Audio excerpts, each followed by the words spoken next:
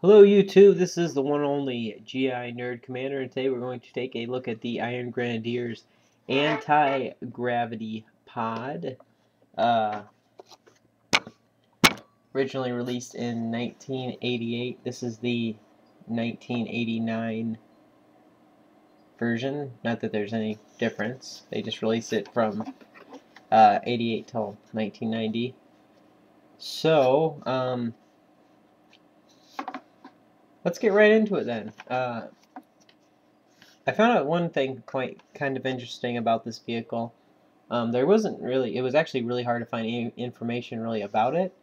But one kind of interesting thing that I did find is that the original price point for this was $5.99, which I thought was pretty cool, especially for how cool of a vehicle this really is. This one is missing two of the missiles.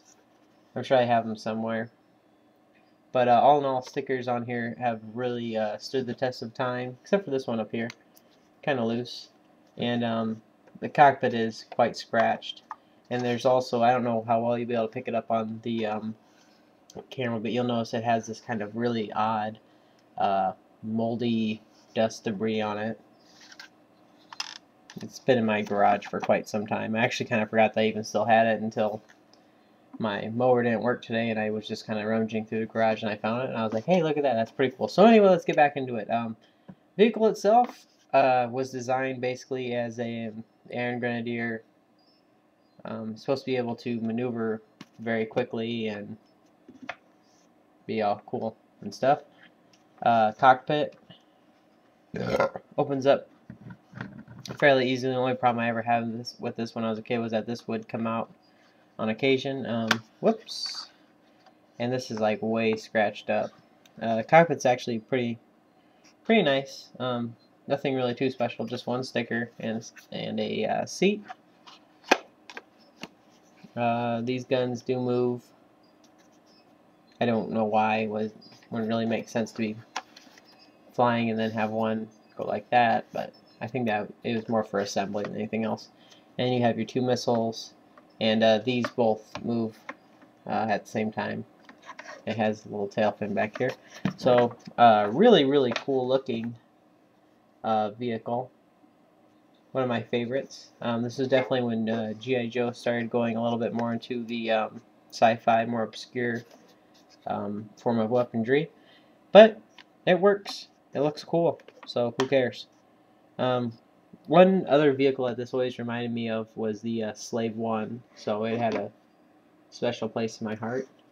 You can see there's really a minimal amount of stickers that they really put on it, just a few destros and then some numbers and the computer console in the cockpit. We're going to set that right there for just a second, and we're going to take a look at Nullifier, the pilot that it came with. And this figure was really awesome. I really loved him. Unfortunately, mine, the metal, I don't know how well you can see it. The metal actually just kind of disintegrated over time. But here's the body itself. The one thing I'd always remember about these guys was the file card saying that, let me try to focus this just a little bit more. The file card saying that they lived on a diet of a gravy gruel mash that tasted like wet cardboard. That has always stuck in my mind. I would always take this part off, this little pink face guard thing. I never liked it. I was actually kind of surprised I found it. But anyway, this figure, he's big. He's got these cool little markings on him. Just really awesome. I was really saddened when I found him a few years back, and just over time, I mean, you can tell like all the screws on him have been rusted to no end. So I was really disappointed that he broke apart. He would definitely be one that someday I would like to rebuild. So, but I mean, alone just for this figure, I am still, if they would re-release this figure as a 25th series, I would probably army build it to no end. It would probably even out number the Alley Viper for me, because I just love this figure. I don't know why. Just the look of the face almost like a cattle skull or a goat. I love it. Never too fond of this. I'm not really too sure exactly where in the whole storyline the Iron Grenadiers fit in G.I. Joe. I know it was in a few. I don't even know if these guys were actually really featured in the cartoon. I know they were featured in a few comics. Just never really much of a role. But anyway, that's enough about this guy. This guy is awesome.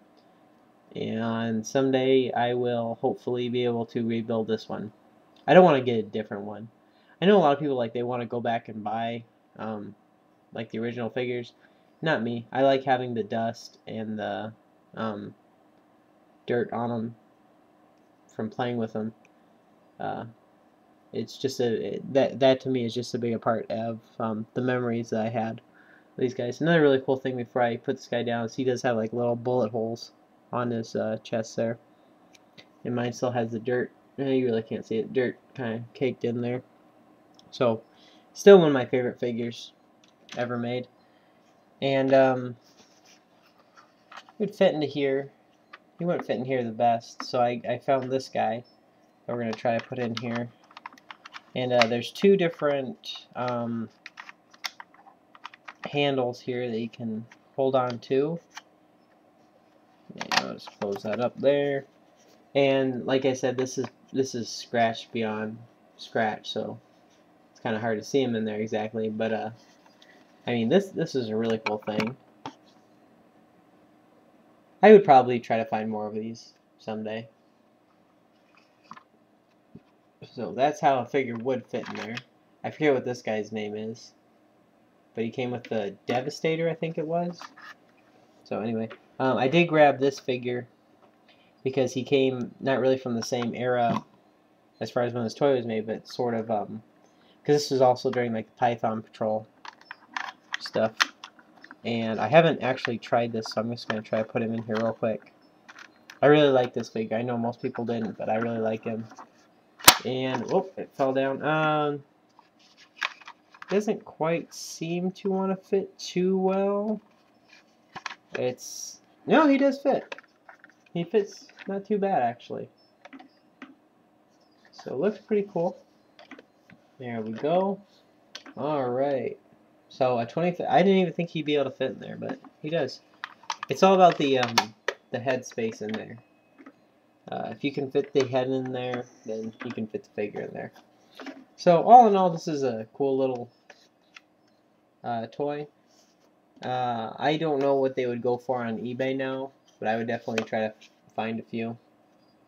The only thing I never really liked was the whole Destro stuff. I was never a big fan of the Iron Grenadiers. I was so much of a fan of Cobra Commander that the thought as a child that Destro would betray him was kind of shocking to me. But then I got a little bit older and I kind of really got to dig the idea of having two different sets of villains in a way. So there it is, the Iron Grenadiers Anti-Gravity Pod. Really, really cool vehicle. I think they only put it out one other time in 2005 as a mail away. So yeah, definitely one of my personal favorites of all time. Thank you for watching, subscribing, commenting, and thumbs up, all that cool stuff. This is the one and only GI Nerd Commander. It's 2 o'clock something in the morning. I'm ready to have a few more beers and go to bed. Alright. And then I cough. Oh yeah, I'm cool.